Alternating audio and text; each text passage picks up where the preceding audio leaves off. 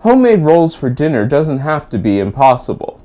I'm going to show you how to make a copycat recipe of Olive Garden's rolls. These are really simple and all it takes is just a little time. We're going to start off with 1.5 cups of water, to which I'm going to add 2 tablespoons of sugar.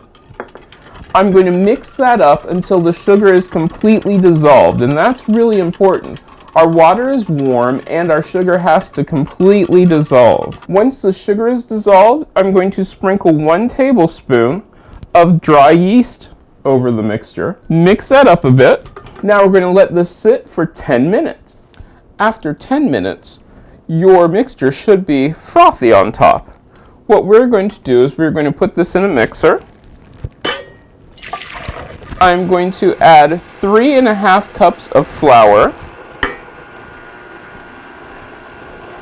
my melted butter, and salt. Once that comes together, we're going to do something which is really smart. And this needs to be kneaded. Since we know that we don't want to spend thousands and thousands of hours kneading things here, what we're going to do is we are going to switch hooks. Now, if you want to do this by hand, you can, and that's fine. Put my dough hook in there, and then knead this for 3 to 4 minutes until it comes together to be nice and smooth. After 3 to 4 minutes of kneading, I'm going to use my lightly floured hands, take my dough, pull it off the dough hook. Then I'm just going to divide it into pieces. You can divide these into however many pieces you want. I'm going to roll these out into logs. I'm putting them on a silicone mat. Once your dough is all rolled out, you have your rolls the size that you want, you're going to cover these and let them raise for about an hour.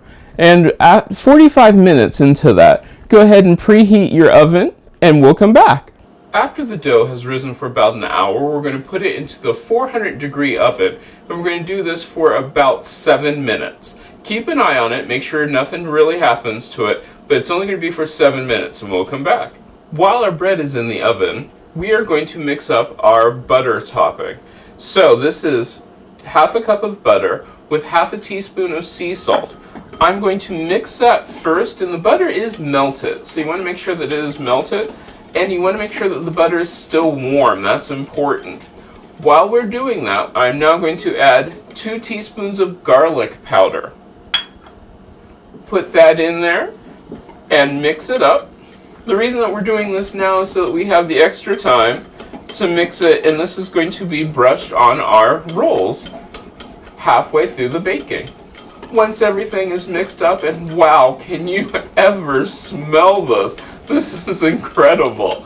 Once it's all mixed up, we'll sit it off to the side until our rolls are done with the first baking. Our rolls are out of the oven, and so what I'm going to do is I'm going to take half of our butter sauce and just brush it over the top of the rolls. We're only going to use half of it. Then what I'll do after I've coated all of these, brush them all, I will then put them back in the oven to cook for another 6 to 7 minutes till they are nice and done. And then we'll bring them out, cool them slightly, and you will be able to serve. Straight from the oven, I'm going to brush these with the remaining sauce, and then we're going to put them on the pans and cool them on the pans. Let them cool slightly, and you're going to have something which is just amazing. We'll come back once these have cooled slightly. Once they've cooled slightly, they're ready to serve. This is truly one of those recipes that makes you want to bake a whole lot because they're really simple and they taste so good. These really do taste like the rolls straight from Olive Garden. You will love this, and it's so easy. If this is your first time here, don't forget to subscribe. Every Tuesday and Thursday I have a recipe. Friday could be anything, and on Saturday you'll wake up for a recipe for a sweet treat.